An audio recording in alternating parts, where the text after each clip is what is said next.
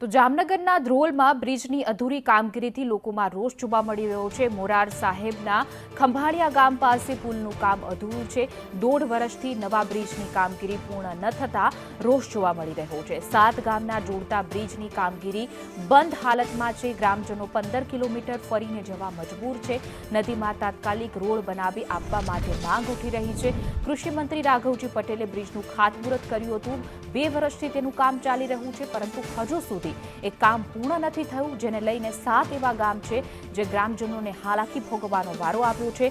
કેટલાય કિલોમીટર સુધી ફરીને જવા માટે આ ગ્રામજનો મજબૂર છે।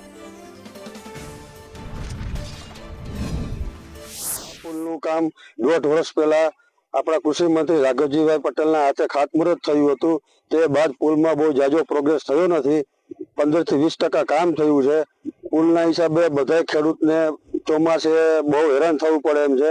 આ પુલ 7 ગામડાને કનેક્ટ કરે છે, ખીજડીયા, રોજિયા, લાખાણી, ખીલવસ, રંજીતપર, વંથલી, અને આ પુલમાં 15 થી 20 હજાર લોકોનું અવર જવર છે। અને ચોમાસે બહુ એટલે બહુ તકલીફ પડે છે, મજૂર ક્યાંય જઈ નથી શકતા।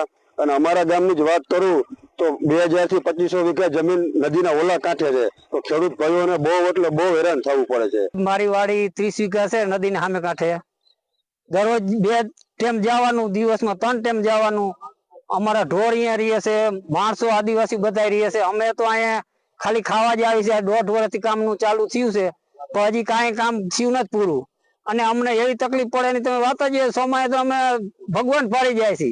અમારા ઘરામાં પાણી હોય તો અમારે જવું પડે। અમારા ઢોર અહીંયા હોય અને ટેમે દોવું પડે, બરોબર, ટેમે એને ખાણ દેવું પડે, અને અમારે અહીંયા જવું જ પડે। અમારી જમીન ઓલો કાંઠે જ છે બધી। 30 વીઘા મારી છે, 30 વીઘા મારા કાકાના દીકરાની છે, 60 વીઘા જમીન છે અમારે 2 ભાઈ છે।